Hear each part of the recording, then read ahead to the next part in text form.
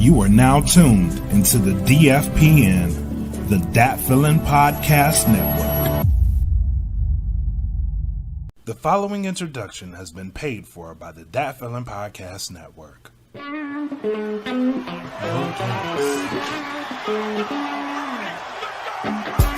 is the No Gimmicks Podcast. This is the No Gimmicks Podcast. Hosted by Frank D and Black Max. This is the No Gimmicks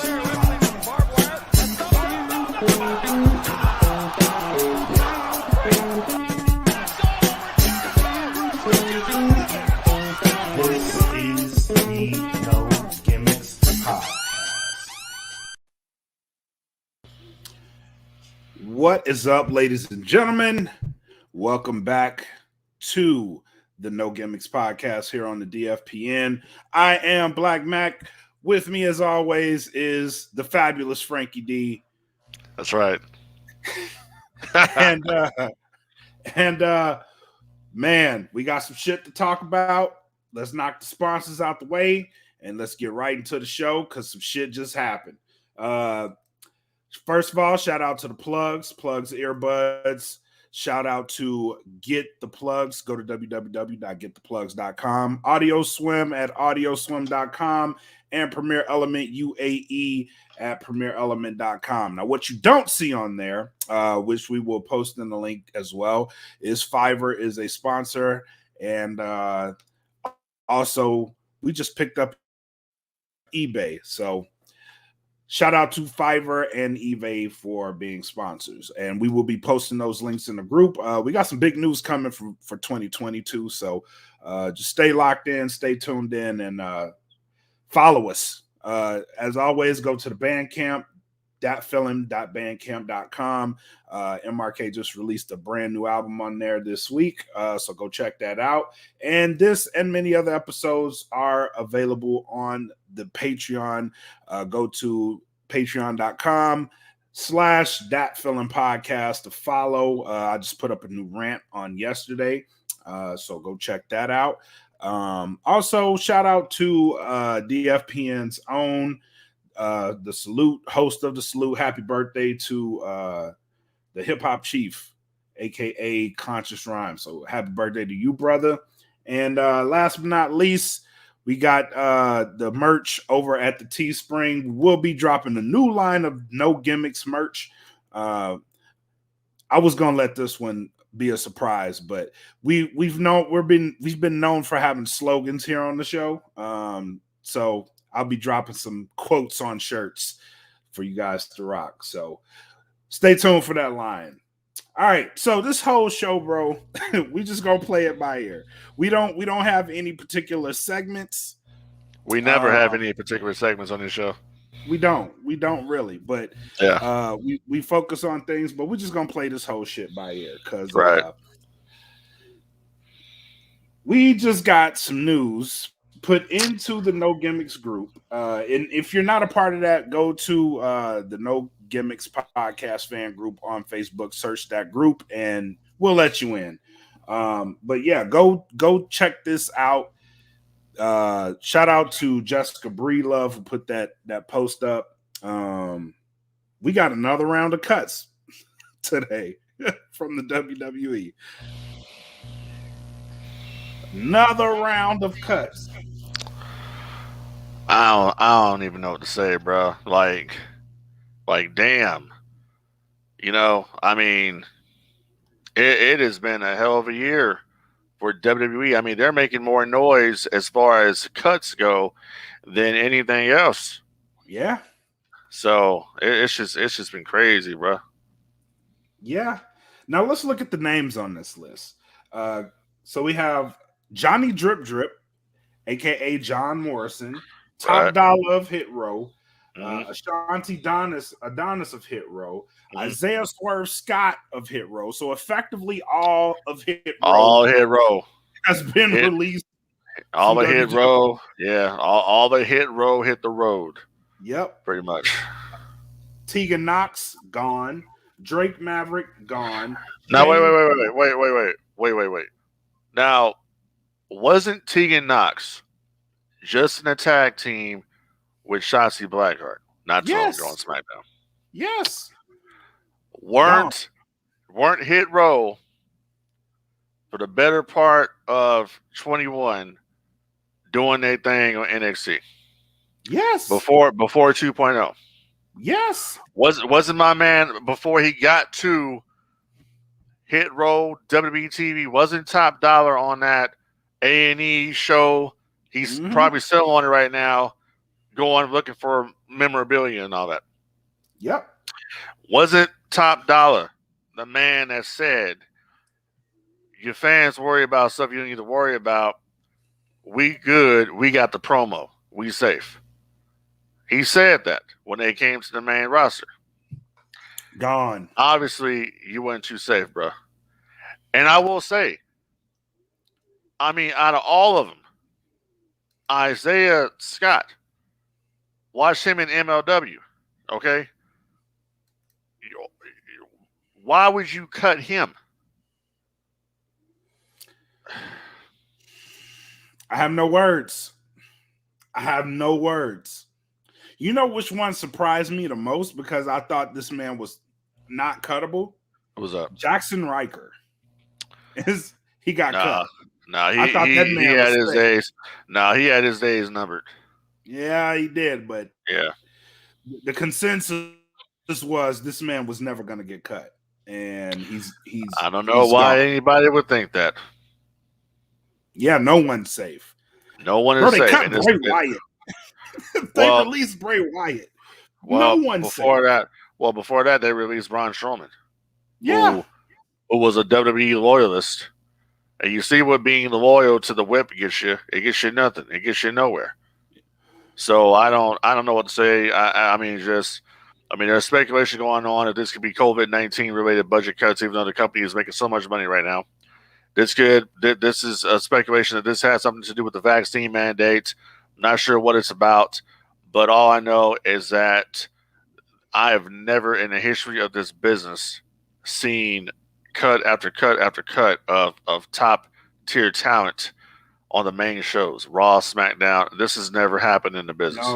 No. Not even during the Monday Night War era. I'm talking about the golden era with Hogan. NWA, Jim Crockett Promotions. I've never seen this happen before in the history of this business. This is crazy. You know what? And I would say that they shouldn't be doing this because AEW was really starting to heat up. They had a really good Dynamite last night. But even with that, it's like Vince just doesn't care. He doesn't care. Nah, Vince doesn't care, and Nick Khan doesn't care. Yeah. But then you got Bruce Pritchard that doesn't care. I'm not sure where Triple H fits into this equation at all, if Triple H is even fighting for any of these guys. And it kind of makes me wonder, too, with these cuts here, who's next on the list? Is it going to be, a Kyle O'Reilly? Is it going to be a Finn Balor? Is it going to be any of these? Because nobody's safe. Nobody's safe at this point. If you, it's like this. If you're not willing, I guess, to get vaccinated, if that's what it is, if you're not willing to get vaccinated, or WWE doesn't see anything in you as far as we've had you on a roster for so long and you've never gotten over with the crowd, you ain't never going to get over with the crowd, we're going to go ahead and cut you loose. We'll let you go to AEW. We'll let you go to Impact Wrestling. We'll let you go to Ring of Honor if Ring of Honor comes back. We don't need you because we can just keep producing talent. We have all the young people that we're bringing on. But the problem with the young talent is no one gives a shit about them. No, they don't have that. NXT 2.0. You don't give them a reason. NXT 2.0, if they want to admit it or not, yeah. It draws, 600,000 fans a week or whatever the case may be. Mm-hmm. For USA Network, that's an okay rating. It's doing a good job for the rating, but the show is plummeted from where it used to be. NXT used to be something special when NXT was a strictly WWE network property. But once Right. they, decide to say, oh, well, we can make more money off the license of NXT and get network money for it, but put it on USA, even though that was an attempt to derail AEW Dynamite, it has never been the same. Yeah. Yeah, you're right. You're very right. Especially with the NXT part. Like if your goal is to create new talent, okay, cool. But the way they're doing it right now in NXT, like a lot of it outside of Braun Breaker, I don't really care about too many other people. There's the new Uso brother that debuted, but who else outside of those two guys do you really give a shit about? You know what I mean? Like you have the vets coming in, and it's the AEW formula, right? Except there's no storyline behind the shit. It's just veteran, rookie, let's get it on. And there's not a lot there for me to care about it. See, people, and this is one thing that people need to realize too. Like, there's been a lot of people over the years, and including us, where we've knocked AEW for their storytelling or lack thereof. But the bottom line is that AEW actually writes their stories out months in advance. Months in advance. They're not really deviating from the script. They go with what they have, and that's one thing I will say I respect Tony Khan for.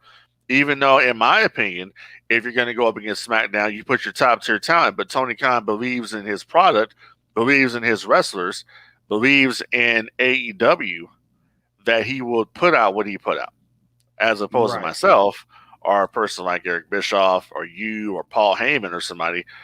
We put out the best top tier talent we have to go up against the WWE's second show, which in my opinion, I will say this: SmackDown is the A show.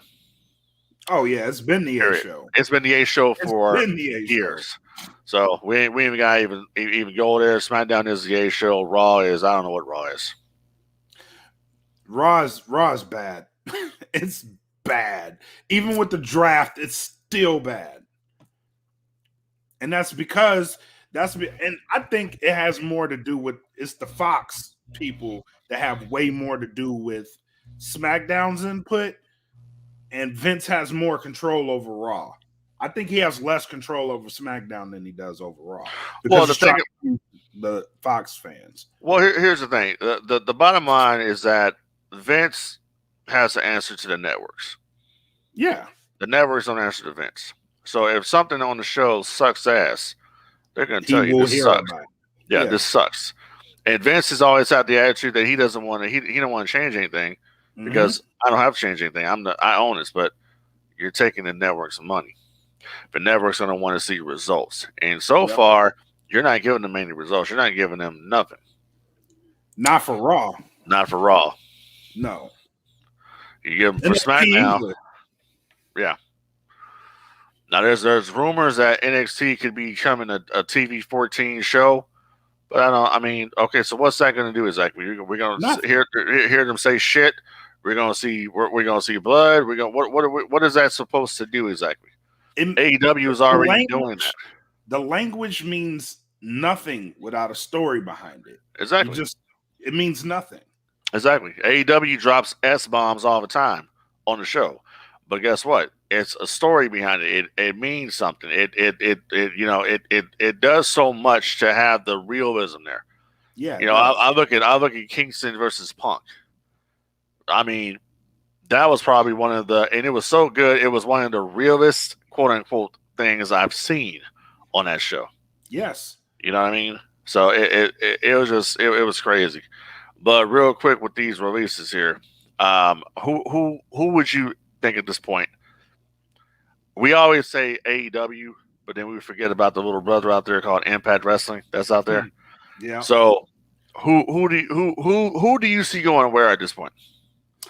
So I was looking at this earlier, before the cuts actually happened. So I was looking at the landscape. So you have contracts that are going to be coming up. So Chase Owens is going to be a free agent at the beginning of 2022. Johnny Gargano, Kyle O'Reilly, who else? Flip Wilson. His contract's coming up. So there's a lot of big time players getting ready to be on the market. I don't see a lot of them going to AEW. I could see Kyle O'Reilly possibly going to AEW. I could see a Johnny Gargano maybe going to AEW, but I don't think it would work there. I could see him going to Impact. I could see Flip Wilson going to Impact. I could see Chase Owens actually going to AEW. So those are my picks to where I'm looking at the landscape and contracts coming up. I think those are the biggest possibilities right now. I can see Chase Owens actually going to Impact simply because Impact has been using the Bullet Club. Yeah, true. So I could see him, if he doesn't want to say necessarily New Japan, he could go to AEW. Right. I do believe that I'm looking at the list here. Morrison going to end up in AEW. They would take John Morrison. Yeah. The 3 Hit Row guys, Top Dollar, Ashanti, The Adonis, Isaiah Scott. Why not? AEW all the way. Mm-hmm. You know, Jackson Riker, I can see him going back to Impact. I could see that. Tegan Knox, I think she'd be a good addition to the women's division at AEW. Yeah, I can see that too. Or she can go to the Knockouts division. I think she'd be good there too. Very true. And Drake Maverick, I can see him going back to Impact. And that's the thing about it. That's the beautiful thing about being released. You actually have options on where you can go. Before there really were no options out there. You know, you had Ring of Honor, you had TNA, but now you have options on where you can go. And on top of that, I mean, it's time for Tony Khan could, cut the dead weight, bro, that you don't need, and bring in these dudes over here. You can people say, oh, he's bringing all Vince's guy. Okay, so what? These people need to work. Yeah. Well, I never understood the mentality. Oh, he's bringing in all. Well, who the hell did Vince bring in? When Vince started the company, Vince brought in all the different workers from all the different territories around the world. Around the country. He got Hogan from the AWA. Okay. He got Bobby Heenan from the AWA. He got Jesse from the AWA. He got Mean Gene from the AWA. Yep. You feel what I'm saying? He got Junkyard from Mid-South. He got Teddy DiBiase from Mid-South. Even in the modern times, bro, like before AEW was even a thing, they went on an indie shopping spree. All these wrestlers that you see now, the Finn Balor's, Daniel Bryan, all those guys were coming from the indies. Gargano. Half of NXT came from the indies. Exactly. That's where WWE were on their big thing, and that was majority Triple H was on that big push to get to. He wanted to basically model NXT. NXT was modeled after TNA and Ring of Honor. Yeah, that's where it was modeled after. Now you look at it here, Vince is trying to take that same formula, and he's trying to now convert it with 2.0 NXT, and it's just not working because these dudes just don't have it. It's cookie cutter.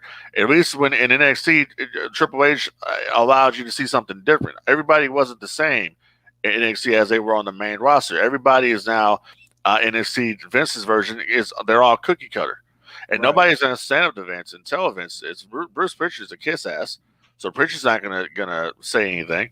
But I noticed I noticed that Pritchard still has his podcast going because Pritchard's not stupid.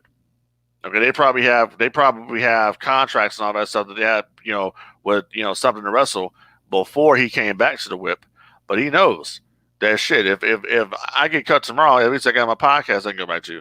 Yeah. So I'm good. So at least he's not stupid enough to have done that. But other than that, I just don't like a lot of the decisions they're making at WWE as far as talent go. But I'm not really concerned with what they're doing too much because I'm more of an AEW guy now. Yeah, me too. So anybody out there, totally on board with that. Oh, hell yeah! Especially bringing in Jay Lethal, and I'm gonna say this right here too. It would be in Tony Khan's best interest. Shit, you need to buy that Ring of Honor library. Yes, brother. Please buy it. You got all these dudes that are coming over to AEW now that have been at Ring of Honor. WWE doesn't give a shit anymore about the ROH library. They couldn't care less about it. Nope. It's overpriced, number one, but you got Khan who has it's worth it to buy. It's worth it to buy. You got the Young Bucks matches on there. You got, and then also when if they were to acquire the Ring of Honor library, they would also get their pay-per-view. The very first one they did called All In. Oh yeah, because they do own that. Yeah, Ring of Honor has that video, so they can reacquire the All In pay-per-view and they can put it out there for people who've never seen it. They can really show you truly the I will say the pilot of what AEW was to be. It was All In. Mm-hmm. Yep. Yeah, that would make way more sense for them to buy it. It really would. And it would make sense for WWE to buy it in spite of them, just to have AEW's pay-per-view in their library, and AEW couldn't do anything about it. Yeah, this is true. But I don't see them. They're not going to. They don't care about AEW. But that's what they say. These cuts make me think that's true. These cuts make me think that Nick Khan is going through there and cutting as much as he can. Let me put it like this. So someone was talking the other day about the WWE Network and the lack of updates that they've done since they went over to Peacock. Mm-hmm. And someone brought up the fact that this is a way smaller team now that's working the network stuff than it was before. Somebody was talking about how there's really no musical overdubs anymore because they just cut the fucking complete entrance out now. They don't even bother dubbing it over anymore because I guess they don't have the time to do it. So I don't know. Somebody even said that they were bleeping out "Whoop, there it is" on some of the Mabel entrance, and I'm like, actually, they're not bleeping it. When Mabel would say "Whoop," the fans would say "There it is." Not Not they weren't bleeping shit. It's just a fan. He would be like "Whoop," and they would say "There it is." But people were talking about how they don't even they just completely cut shit out now because they have a smaller crew that they're working with now than they did before the pandemic. Yeah, that makes sense. That makes more sense. But still, I have not been a fan of WWE Network on Peacock. Peacock is supposed to get a big relaunch next year. They're going to relaunch the whole damn thing.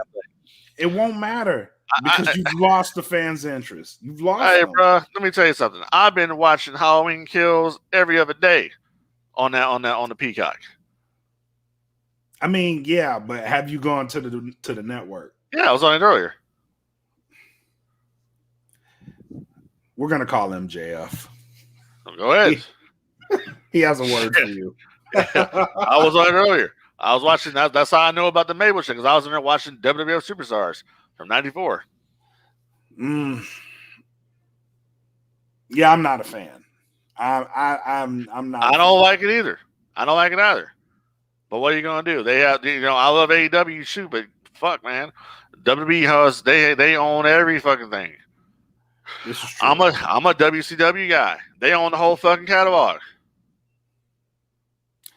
I mean, yeah. If you want to watch old WCW, I want to watch old WCW. Yeah, I got to go over there and watch it. Oh, and come and look, and listen. Hey, WWE, stop being some pussies, man, and give Ric Flair back his belts. Come on now. Don't do that. Come on now. Give Rick, y'all want to erase Rick so they can see like Ric Flair say, give Ric Flair back his belts. They ain't gonna do that shit. He wants his NWA belt back and he wants his WWF championship belt back. They ain't gonna do it. Give it back. They ain't gonna do it. Why Perfect not? Perfect segue. How real is this a work that's going on between Becky Lynch and Charlotte? I think it's work. I think so too. Yeah. I think it's a work. It's a really good one. Oh hell yeah! Had everybody talking. I think it's a really good work. Had everybody talking about it for about 3 hours. Yeah. Now, if anything happens at Survivor Series, I forgot. The Survivor Series is coming. You would never have known that because WWE has not promoted it at all. Not one bit. Not one I bit. remember, bro. It's funny you mentioned that. It's the I big was on. four. It's one I of the was big four. exactly. I was on the network the other day, and I was going through Survivor Series intros over the years, and I was going back to the saxophone Survivor Series days when Vince would do the voiceover. I'm thinking, Survivor Series used to be a big deal. It was. And it stopped being a big deal to me around 99. That's when Survivor Series got whack. And then the last good one to me, the last good Survivor Series was probably 2001. It was the WWF versus the Alliance. Yeah. And ever since then, it was it. Yeah. And traditionally Survivor Series was legends have debuted at Survivor Series. Oh hell yeah. Legends. Yeah, you remember that jabroni that debuted one year in '96? That jabroni, that jabroni, that jobber. I don't know what the hell ever happened to him. That jobber, Rocky Maivia debuted. Yeah, whatever happened to him? That jabron. He got sick of the business and went to Hollywood. He's known as Dwayne Johnson now. Oh well, you know what? That's probably where he should have went because he never became a star in WWE. Never did nothing.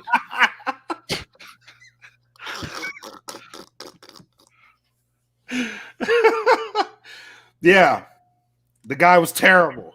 He sure was. I mean, come on, dude. Flex Kavana.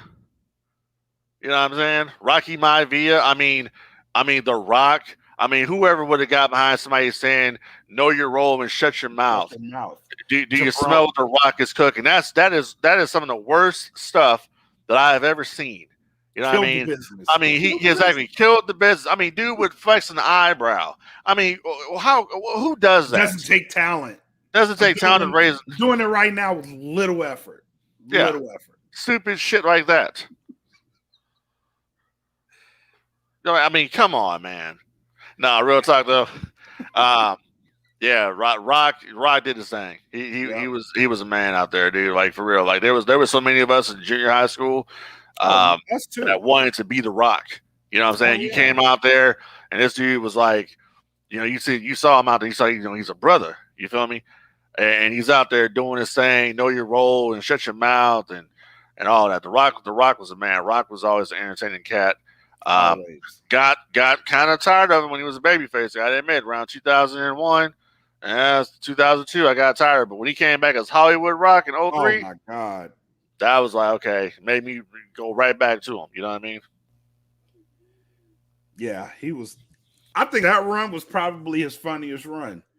Oh, it was like the dude was like being himself. Cats, yeah, being himself. So I embarrassing cats. Yeah, I love it. And then it's like he did the rematch with Hogan at No Way Out 03. That promo leading up to that shit. Oh bro. Yeah. Bro, that promo leading up to that shit was fucking iconic. Yep. I was like, if I was never a Rock fan, I am now. Well, I've had people like that. People were like, they never watched wrestling before, but it was like, damn, this dude is like, crazy. He was fucking hilarious. But then it's like, at the same time, we talk about, the legend, and this guy's a legend too. He debuted at the Survivor Series as well.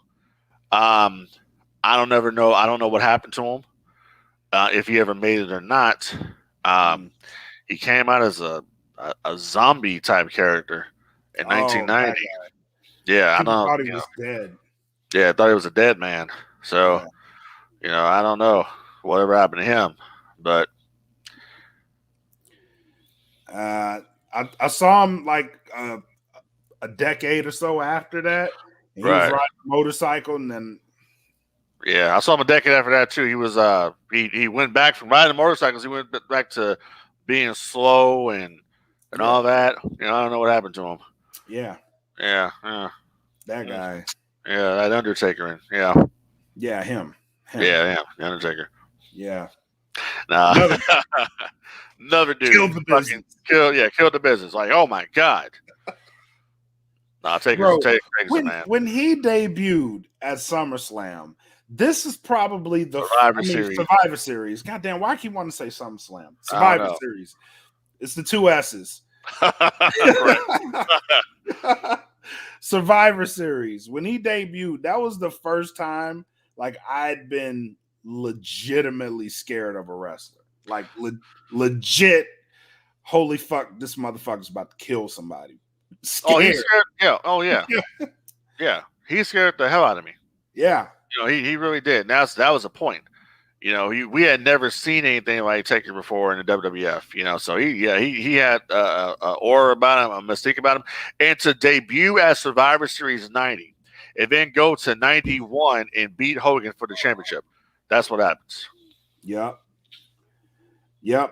And then coming out, the organs is playing and shit.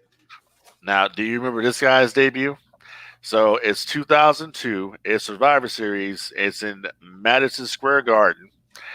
And I remember it was Chris Nowinski and Matt Hardy were doing an in-ring segment. And then all of a sudden you hear some sirens starting up in the arena. You hear the sirens going. And it was very reminiscent from something we used to hear from WCW. And here comes fucking Scott Steiner out there. And Steiner fucking basically just squashes Matt Hardy, squashes Chris Nowinski. And on live TV, which they have edited out on the network, give me the fucking mic. And then it went all down here from there. It was great. It was great. The shit you don't forget. Like I forgot who he came in and squashed, but I remember that moment. It was Matt Hardy and Chris Nowinski. He beat the dog shit out of them. Beat the dog shit out of them. And was like, give me that fucking mic. Right. Like, whoa. Right. This motherfucker's amped. Yeah. He's amped up. He's charged up. He is ready. Yep. Shit. Him and Triple H having poses and shit. Yeah. So that whole feud was just awkward. So as a matter of fact, I'm gonna say this. There is a wrestling YouTube channel that I actually subscribe to. It's called Wrestling Bios. Check out Wrestling Bios out there, people. He did a video about the Triple H versus Scott Steiner feud. And he put it into perspective of what happened and why Steiner failed in WWE. Steiner claims it was Triple H that sandbagged him and basically ruined him.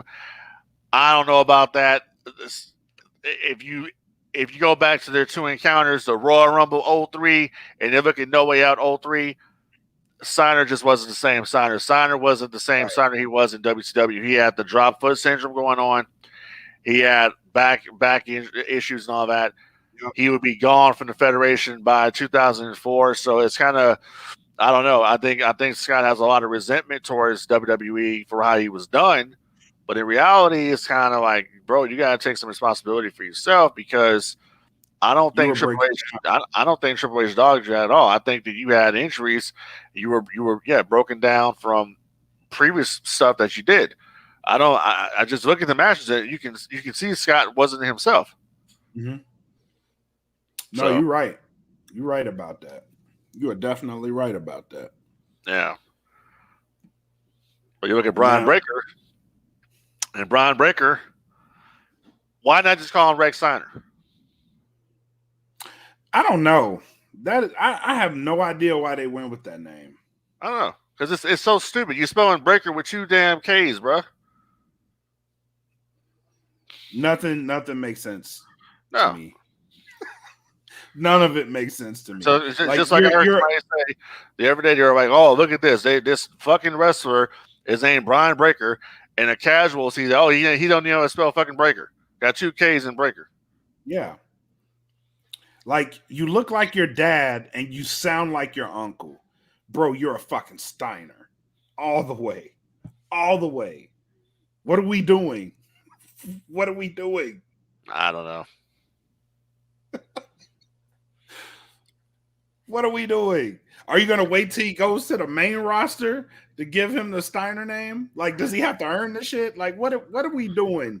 I with don't this know. guy? I don't know. But this dude is a potential superstar, and y'all are kind of fucking him with the name. He's going to get future endeavored. Yep. He's going to get future endeavored. Yeah, I believe it. So if you had to guess right now, who's next? No pun intended. Who's next to get cut? Jeff Hardy. You think they're gonna cut Jeff? Yeah. I don't know. I think Hardy. I think Kyle O'Reilly would have got cut. Oh, I think Kyle O'Reilly's going to get cut. I think Jeff Hardy will get cut. I don't think they're going to release Kyle O'Reilly though, because his contract's coming up. Well, they won't renew him though. He won't, and I don't think he's going to resign. I don't think so either. I think that Jeff Hardy's going to go. Jeff Hardy's a veteran, so there's no point in having shit. There's no. Is it really? Yeah, in the grand scheme of things, it is, because the guy's been with the company. Now he has his share of problems, but the guy's been he's been with the company for. We're not talking about we're not talking about his problems. Everybody has problems. What we're talking about is he valuable at this point to the company? Is he a valuable asset to WWE's current form? No, he's not. No. Is he? Is if you cut Jeff Hardy tomorrow, would you miss him? No, because most likely he's going to end up over at Impact or AEW. True, which is probably where he wants to go anyway. True. I think he should have been gone, but his injuries prolonged his contract. Right, exactly. But at the same time, if you're WWE and Jeff Hardy is on a big money contract, he's injury prone at this point. At this stage of his career, do we really need him? No. So that's why you let him go. And I'm not saying, oh, that's easy. Go fire the guy. I want him to get fired. No, we're just speculating on what we think is going to happen. So, I mean, shit, they had you people were up here talking about this big push that Karrion Kross had got, and they were going to bring Scarlett up there to the main roster with him, and then look what happened. Keith Lee gone. All these different talents gone. You know what I'm saying? So nobody's off the table at this point. Everybody is basically dispensable to WWE. That includes Seth Rollins. That includes Kevin Owens. That includes the Usos. Even the relationship with Nia Jax with The Rock couldn't save her job. They don't care about. I'll give you two names that I'm pretty sure it won't surprise me when they go. Who's that? Kevin Owens, Sasha Banks. It won't surprise me at all if either of those two get released. Oh, if Sasha gets released, Sasha's either going to continue to do acting if she can get it, but Sasha's going to head right over to AEW. I guarantee. Oh yeah. And I guarantee you, she's going to shoot. She's going to shoot her ass off. Oh yes. You talk about shoot promo of the year. Watch what Mercedes does when she gets over to AEW. Yep. And it won't surprise me. It wouldn't be surprised me too if Bailey's another one. Yeah, her too. Yeah, will not surprise me. Yep. Because that's big money. That's big money that they probably are looking to part ways with. Yep. So, yeah, it wouldn't surprise me if either of those two names. Sami Zayn's another one. Won't surprise me if he gets released. If Kevin Owens goes, Sammy's going to request. I think Sammy's going to go. Yeah. Yeah. I think, and they're all going to end up at AEW. And if Kevin Owens ends up over there, and you got Cole there still and the Bucks, Mount Rushmore. Yep. So here's what I'm thinking is going to happen now that you mentioned that. So Kenny Omega is effectively out of the picture right now. So he's banged up. He's got some injuries. He's out. Yep. Which leaves Adam Cole and the Bucks. Now, if something happens and Kevin Owens ends up in AEW, there's Mount Rushmore in a matter of months. Yeah, but here's the thing with that. So you could go that route, but something tells me that they're banking on Kyle O'Reilly not resigning with WWE That too. because they want to do Undisputed Era in In AEW. AEW. And Yeah. it's going to be, and what's going to happen is it's going to be Undisputed versus the Elite. Here's what I'm thinking. They're already playing it though. The scene was playing it. If you look at Kenny Omega's promo the other night, when Omega was talking about he needs somebody to hold it down, Adam Cole thought he was talking about him, and he says, "Oh, I'm sorry, I'm talking to the Bucks." You think that doesn't get to Cole? That I'm better than Kenny Omega. You motherfucker, you turned on me years ago in the Bullet Club. You remember what you did? You thought I forgot about that? You got Bobby Fish already there. Yep. Bobby Fish and and Cole were like this in the UE. Then you have a Kyle O'Reilly coming in. You don't need a Mount Rushmore at this point because you got the Undisputed Era. You don't. And if you want to think about it, no one is going to give two shits about a Mount Rushmore stable in AEW because the Bucks are already aligned with the Elite. They've gone past that. But in recent time, people know Undisputed Era. So that's going to get a bigger pop. Kevin Owens will get a bigger pop when he comes as Kevin Steen on his own. You're right. And he would be aligning with the Bucks about in a stable no one gives a shit about, no one remembers. And then what I mean by that, not saying that nobody remembers it on, I know Ring of Honor, but I'm talking about on a national level, AEW fan base, no one gives a shit about Mount Rushmore, but they would give a shit about the era. I think Kenny Omega's gonna come back with the fucking Bullet Club, bro. I don't think so. Listen. Last night, they mentioned New Japan a crazy amount of times. Right. One name in particular got a mention, and that was Kazuchika Okada. And I was like, oh, shit. They're mentioning the man's name on AEW television. Right, which can set up an Okada. That can set up an Okada coming in. That could be an Okada Danielson match. You could do Okada Omega again. You can do Okada. What faction is Okada a part of? He's part of Chaos. They also mentioned Chaos on the show last night. But they're not mentioning Bullet Club.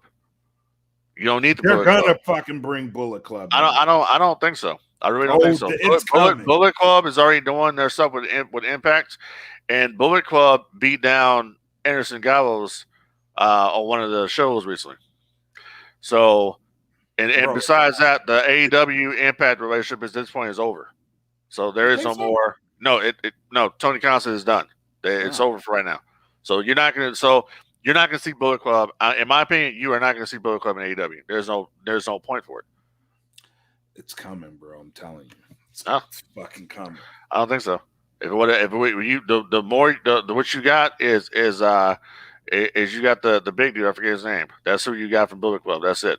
You're not going to get Bullet Club in AEW. I don't see a storyline reason for them to come in when you already have Chaos members coming in and you already have possibility of Undisputed Era reforming in AEW. Where does the Bullet Club fit into this equation? What would be the point?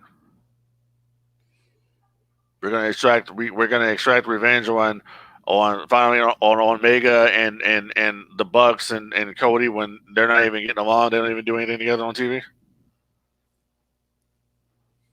Sorry, I get your point, dude, but it's not going to happen. If it was going to happen, it would have happened already a long time ago. Nah, I think it's still coming. They're slow burning the fuck out of it, but I still think it's coming. I don't think so. And on top of that, Bullet Club is not even as big as it was at one point. No, it's not. But if you reintroduce it.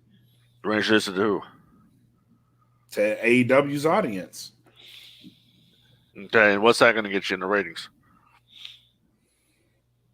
Oh, we'll go up a point? Because we're bringing in the Bullet Club? Let's talk about ratings real quick. Yeah. Outside of the network, why do ratings matter? Because it gauges the audience. It gauges how many people are watching your show. To the wrestling fan? Oh, it matters the promotion. It matters the network you're going to be on.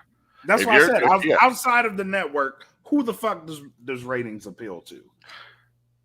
it appeals to. Well, you know what? It appeals to wrestling fans. It appeals to wrestling fans Why? now. Why? Why do ratings appeal to wrestling? Because of the Monday Night War. That's why. That's why ratings matter.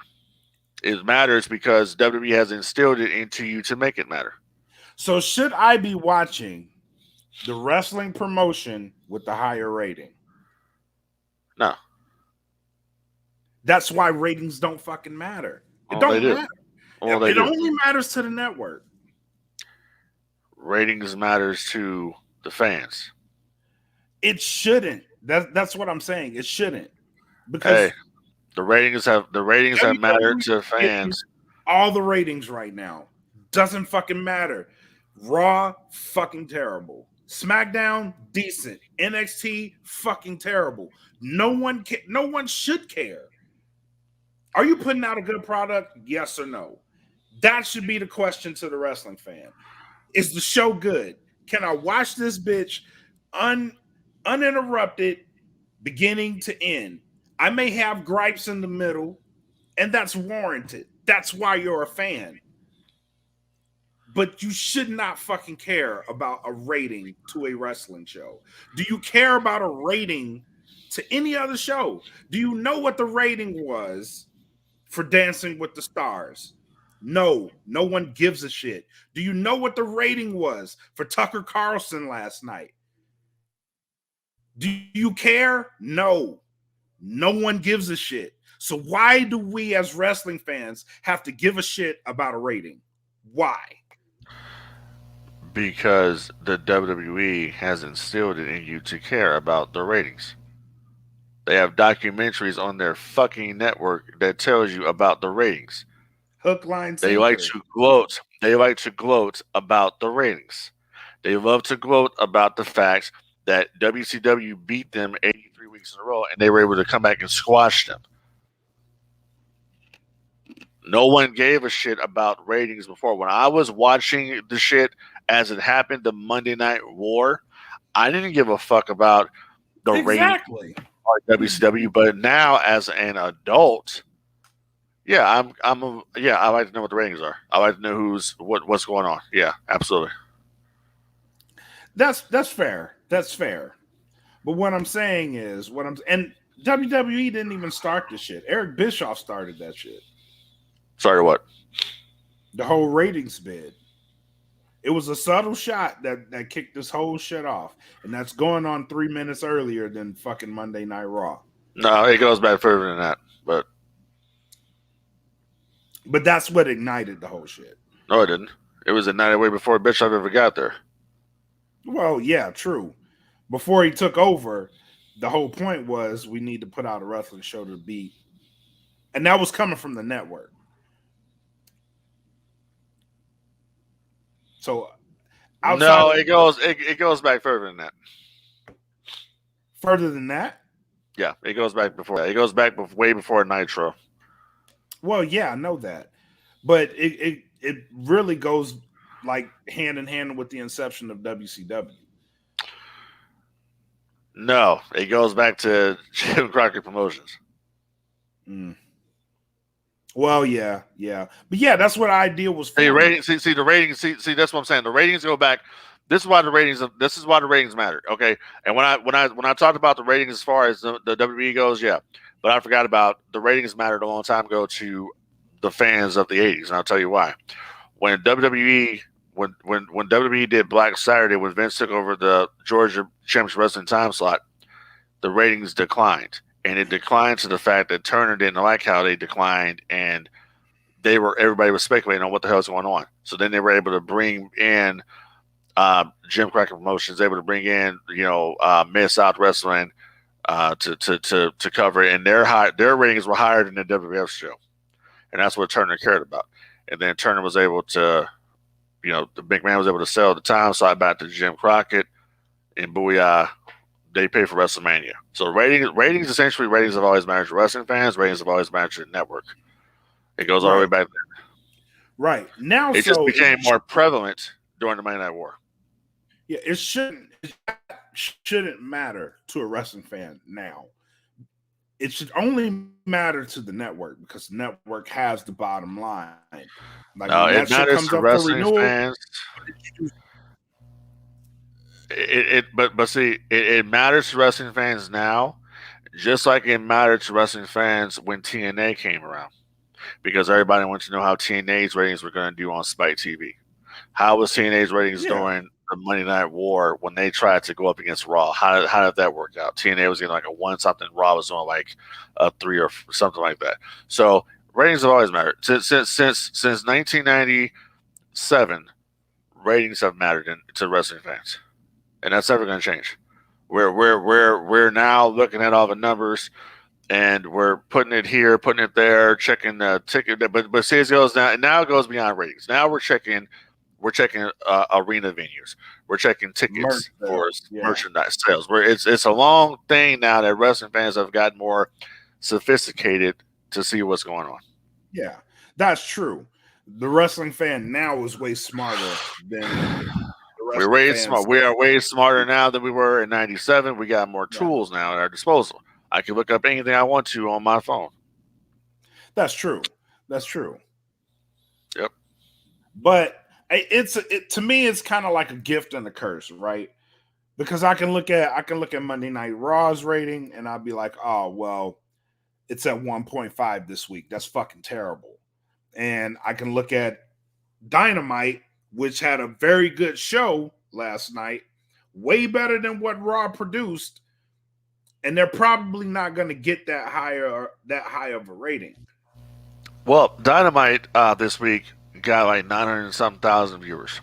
Right. What people don't understand about Dynamite, I think what's kind of hurting them a little bit, is that Dynamite, being TNT, switched the West Coast feed of Dynamite. So Dynamite now is on live now at 5 p.m. West Coast time, just like Right. it. So that kind of hurt them a little bit. They haven't recovered from that. I think people on the West Coast are not realizing Dynamite comes on now at 5 o'clock Right. Pacific time. So that I don't think people Right. are grasping that part yet.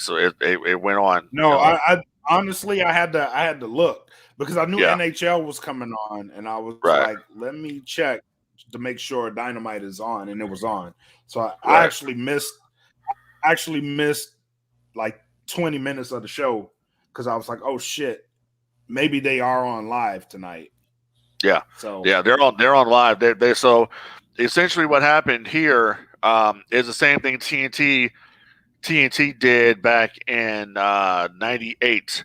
So on the mhm, July 6th episode of Nitro, when Goldberg beat Hogan for the belt, Nitro from its inception up until that point had been coming on live on the West Coast. So I would get Nitro at about five right, o'clock in the afternoon. They took the live feed of Nitro away, and I had to then watch Nitro at 8 o'clock that night and watch Raw at the same time. yeah. So Well, they yeah, took we the had to do ability. that anyway. Yeah, Like, well, they took because the I ability. in Louisiana, like they had them both on at the same time, so you really had to fucking choose. Like, and this wasn't like you didn't have TiVo wasn't around. You couldn't DVR one and go back and watch that bitch. You had to make real time, real life choices. Like, who's better tonight, and where am I going? Like, all Yeah, right, I'm gonna go to Raw on a commercial, then I'm going back to Nitro. and Then that's if and essentially that's essentially what happened. Is yeah, that it started hurting?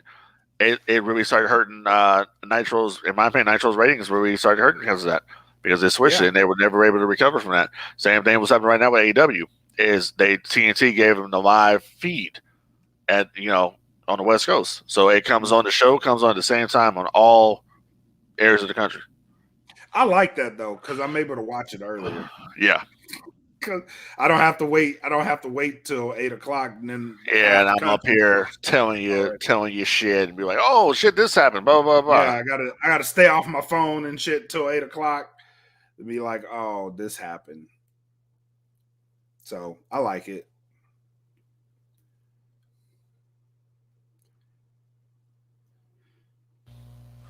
That's just me. I got you. So what else we got? I mean, shit. I mean, I think that's pretty much it. I mean, we got nothing else going on right now. Oh, Uh, nope. Nothing going on.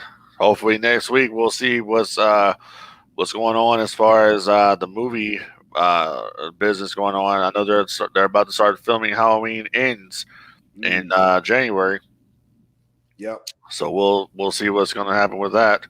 The movie's done phenomenally well. People can love it or hate it, but it's made a lot of fucking money. I like the movie. I like I like Halloween Kills. Yeah, liked it.